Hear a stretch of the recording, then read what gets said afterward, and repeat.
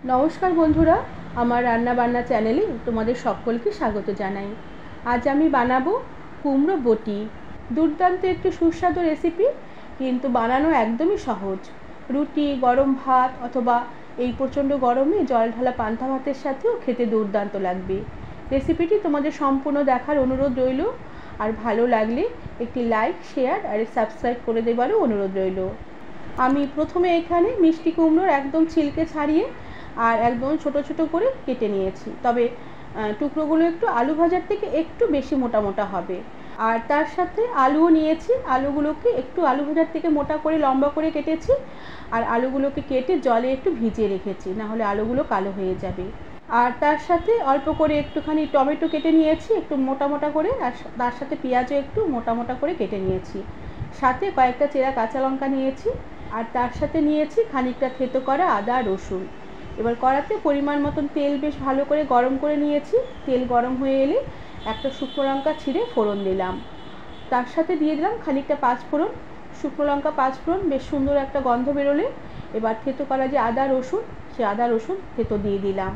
এবার ফোড়নটাকে একটু নেড়ে চেড়ে নেব। ফোড়নের সুন্দর একটা গন্ধ বেরোলে আমি যে কেটে রাখা কুমড়োগুলোকে আগে দিয়ে দিলাম। এবার কুমড়োগুলোকে ফোড়নের সাথে কিছুক্ষণ একটু হালকা করে একটু নেড়ে চেড়ে নেব। কিছুক্ষণ কুমড়ো টুকরোগুলোকে ফোড়নের সাথে নেড়ে চেড়ে নিয়েছি। কুমড়ো টুকরোগুলো ফোড়নের সাথে বেশ ভালোভাবে মিশে গেছে। এবার যে আলু কেটে রেখেছিলাম সেই আলু টুকরোগুলোকেও কড়াতে দিয়ে দেব।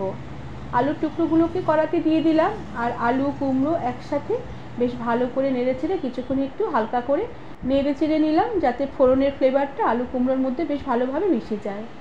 এরপরে আমি অল্প করে একটু হলুদ গুঁড়ো ছড়িয়ে দেব, তবে এখন আমি নুন দেব না। নুন এখন দিলে কুমড়োগুলো গলে যেতে পারে।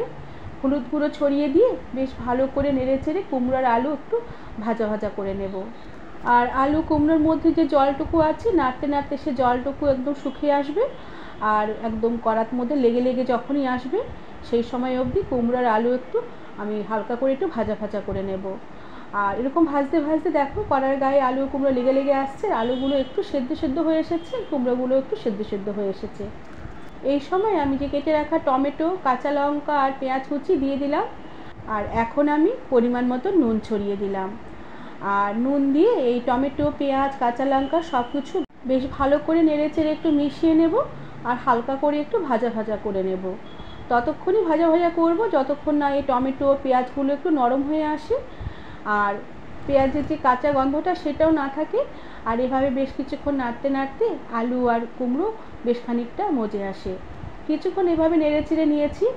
আলু কুমড়ো বেশ অনেকটাই ভাজা ভাজা হয়ে এসেছে আর মজে এসেছে, আর টমেটো পেঁয়াজগুলো বেশ অনেকটাই নরম হয়ে এসেছে, আর ভাজতে ভাজতে কড়ার নিচেও বেশ লেগে লেগে আসছে। এই সময় বুঝতে হবে যে আলু আর কুমড়োগুলো বেশ ভালো করে ভাজা হয়ে গেছে। এবার আমি 1 চামচের মতন ধনের গুঁড়ো উপর থেকে ছড়িয়ে দিলাম। ধনের গুঁড়ো ছড়িয়ে দিয়ে সাথে দিয়ে দিলাম অল্প করে একটু চিনি। চিনিটা এখানে দিতেই হবে। চিনি যেমন যে কোনো রেসিপিতে স্বাদের ব্যালেন্স আনবে, আর কুমড়ো তরকারিতে চিনি দিলে একটু মিষ্টি মিষ্টি খেতেও বেশ ভালো লাগে। আর তার সাথে হাতের কোষের 1 কোষ জল উপর থেকে ছড়িয়ে দিলাম। এর বেশি জল দেওয়া যাবে না। এই 1 কোষ জল দিয়েই বেশ ভালো করে নেড়ে চেড়ে নেব, আর গ্যাসের আঁচ কম করে দিয়ে ঢাকা দিয়ে রেখে কিছুক্ষণ একটু রান্না হতে দেব। এরপর আমি এই কুমড়ো বটির জন্য একটা ভাজা মশলা তৈরি করে নেব। এর জন্য একটু তড়কা প্যানে আমি অল্প করে একটু জিরে দিয়ে দিলাম, আর তার সাথে একটা শুকনো লঙ্কা ছিঁড়ে দিয়ে দিলাম। এবার এই জিরে আর শুকনো লঙ্কা কিছুক্ষণ একটু হালকা করে নেড়ে চেড়ে নেব, হালকা করে ভেজে নেব। তবে খেয়াল রাখতে হবে মশলাগুলো যাতে পুড়ে না যায় আর কালো হয়ে না যায়। মশলাগুলো ভাজা হয়ে গেলে আমি শিলপাটাতে গুঁড়ো করে নেব। আর এদিকে আলু কুমড়োর বটি বেশ অনেকটা মজে এসেছে।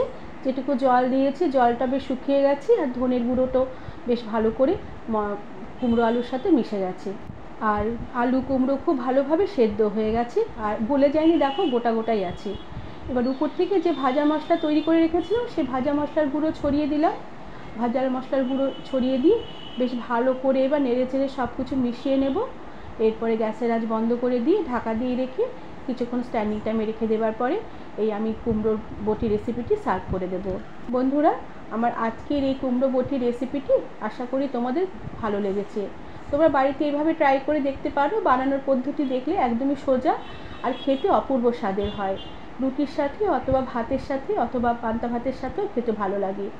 রেসিপিটি তোমাদের ভালো লাগলে একটি লাইক, শেয়ার আর সাবস্ক্রাইব করে দেবার অনুরোধ রইল। আর তার সাথে পাশে থাকা বেল আইকনটি প্রেস করে দেবে, যাতে আমার সব নতুন ভিডিও নোটিফিকেশান সবার আগে তোমাদের কাছে পৌঁছে যাবে। আজ তাহলে আসি, পরে আবার একটি নতুন রেসিপি নিয়ে দেখা হবে। ধন্যবাদ বন্ধুরা।